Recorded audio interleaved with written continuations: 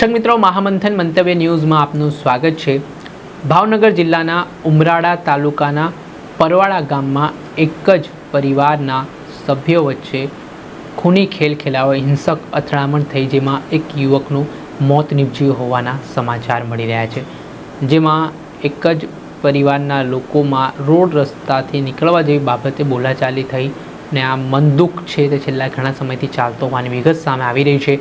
જેમાં સામે આ મામલે ઉમરાળા પોલીસ સ્ટેશન ખાતે ફરિયાદ પણ બંને પક્ષોએ નોંધાવી હોય તે પ્રકારની વિગત સામે આવી રહી છે।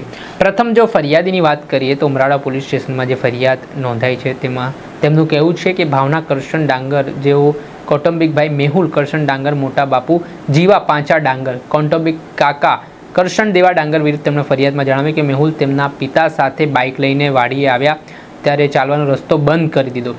ત્યારે આ જે ફરિયાદી છે તેમણે કહ્યું કે ભાઈ આ ચાલવાનો રસ્તો છે તેનો ખુલ્લો કરવામાં આવે, તો મેહુલ અને તેના પિતાએ બોલાચાલી કરી ઉશ્કેરાઈ ગયા અને ઉશ્કેરાઈમાં આવીને પાવડો ધાર્યો અને પાઇપો વડે તેમના પર જીવલેણ હુમલો કરી દીધો। અને આ ઘટનામાં તેમને માથાના ભાગે ઈજાઓ પહોંચતા તેમને તાત્કાલિક સારવાર માટે ઉમરાળાની સરકારી હોસ્પિટલ ખસેડવામાં આવ્યું, જેમાં એક યુવકનું મોત નીપજ્યું હોવાના સમાચાર સામે આવ્યા છે। જે બાબતના સંદર્ભમાં ઉમરાળા પોલીસ સ્ટેશન ખાતે આ મામલે હત્યા અંગેનો ગુનો નોંધાયો છે। ત્યારે બીજી તરફ મેહુલ કરશન ડાંગરે પણ ફરિયાદ નોંધાવી છે। જે ફરિયાદમાં તેઓનું કહેવું છે કે જે કરશન વાઘા ડાંગર, જયેશ કરશન ડાંગર તથા ભાવના કરશન ડાંગર વિરુદ્ધ તેમણે ફરિયાદ લખાવતા કહ્યું કે તેઓ તેના પિતા સાથે બાઇકે વાડી પર જઈ રહ્યા હતા ત્યારે વાડીનો રસ્તો આ ત્રણેય લોકો દ્વારા બંધ કરી દેવામાં આવ્યો હતો। ત્યારે મેહુલ ડાંગરે પૂછ્યું કે શું કામ તમે આ વાડીનો રસ્તો બંધ કર્યો છે?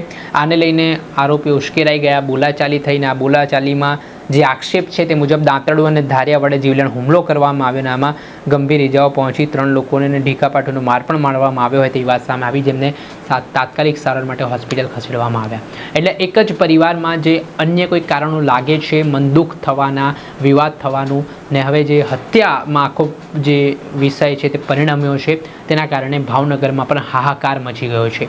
જોવાનું રહ્યું કે આ મામલે બંને પક્ષે પોલીસે ફરિયાદ નોંધી છે અને એક પક્ષમાં હત્યાનો ગુનો પણ ઉમેરો કર્યો છે પોલીસે ને આ મામલે જે ગંભીર પરિણામ આ હિંસક અથડામણના સામે આવ્યા છે તેના કારણે મામલો ગરમાયો છે। દર્શક મિત્રો, આવા જ અહેવાલ આપના સુધી પહોંચાડતા રહીશું, અપડેટેડ વિડીયો આપના સુધી લાવતા રહીશું, એટલે તમારી મહામંથન મંતવ્ય ન્યૂઝ ચેનલ જોતા રહો, લાઇક કરો। આ અહેવાલ દર્શાવી રહ્યા છે ભાવનગરથી અમારા સંવાદદાતા ફિરોઝ મલિક। આવા જ વિડીયો જોતા રહો।